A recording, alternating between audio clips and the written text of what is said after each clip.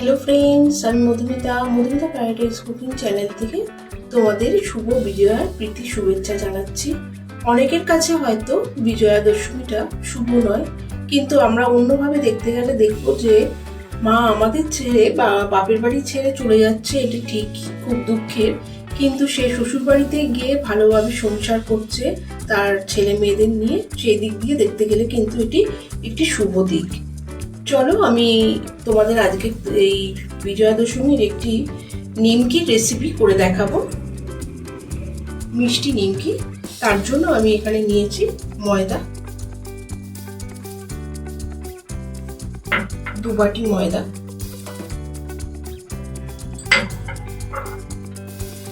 আর তাতে আমি দিচ্ছি সামান্য পরিমাণে নুন।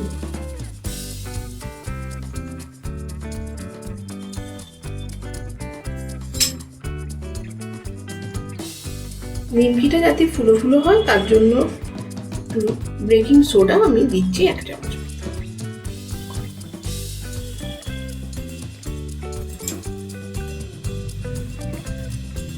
আর এখানে আমি চিনি গুঁড়ো করে রেখে দিয়েছি, সেই গুঁড়ো চিনিটা এর মধ্যে মিশিয়ে দেব।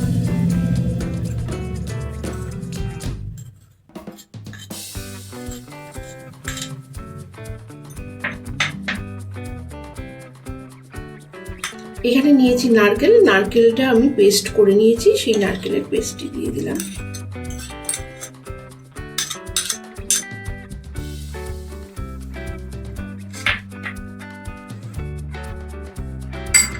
তারপরে ময়দাটা আমাকে মাখতে হবে। এর মধ্যে এবার আমি দেব ময়ানের তেল। এইগুলো ভালোভাবে আমি মিশিয়ে দিলাম একসাথে। তারপরে আমি দিচ্ছি পরিমাণ মতো হোয়াইট অয়েল। তেলের পরিমাণটা একটু বেশি করে দিতে হবে।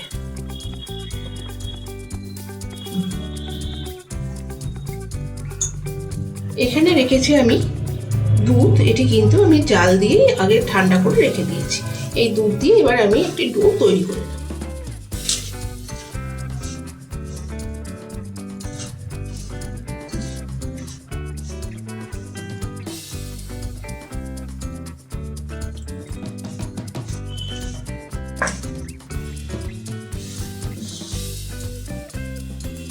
ডো আমার তৈরি হয়ে গেছে। আমি এবার উপর থেকে এর মধ্যে ঘি মাখিয়ে রেখে দিচ্ছি। তোমরা চাইলে কিন্তু এটা ঘি দিয়েও পুরোপুরি মাখতে পারো। আমি ঘি দিয়ে মাখবো না বলে আমি এর মধ্যে উপর থেকে ঘিটা অ্যাড করে দিচ্ছি, দিয়ে 1/2 ঘন্টার জন্য রেখে দেবো। হ্যালো ফ্রেন্ডস, আমি আবার এসে গেছি। এবার তোমাদের কাছে আমি নিমকি বেলে আর কিভাবে শেপ হবে সেটি দেখাবো, আর কিভাবে ভাজবো সেটাও দেখিয়ে দেবো। তার জন্য আমি এটি লেচিটা 3টে টুকরো করে নিয়েছি। এবার আমি এটি বেলবো।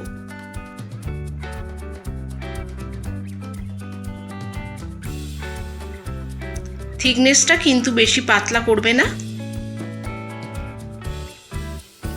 একটু মোটা করেই রাখবে।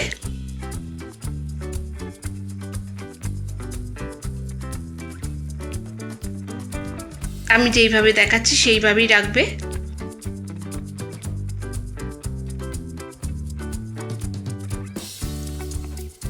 পুরো রেসিপিটা আমি কিভাবে তৈরি করেছি সেটি দেখবার জন্য কিন্তু তোমাদের ভিডিওটা সাথে পুরোপুরি থাকতে হবে।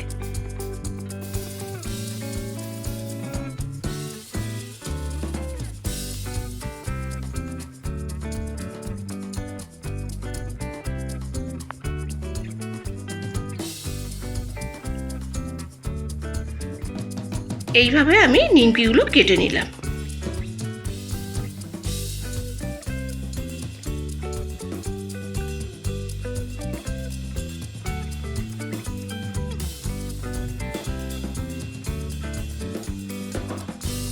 দেখো এইরকম ঠিক দেখতে হবে। আমি কড়াইতে পরিমাণ মতো হোয়াইট অয়েল দিয়েছি, দিয়ে গরম করে নিয়েছি। এবার গ্যাসটি বন্ধ করে দেব, দিয়ে কড়াইটা এখানে নামিয়ে নেব। তারপরে যেই নিমকিগুলো কেটে রেখেছি সেগুলো এর মধ্যে একটা করে দিয়ে দেব। এবার কড়াইটা একটু নাড়িয়ে নিতে হবে। আবার গ্যাস জ্বালিয়ে বসিয়ে দিতে হবে।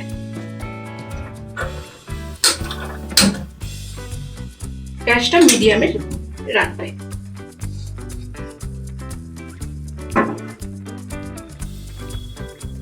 এইভাবেই নিমকিগুলো ভেজে নিতে হবে। নিমকিটা ভাজা হয়ে গেলেই আমি তোমাদের কাছে এটি সার্ভ করে দেখিয়ে দেব।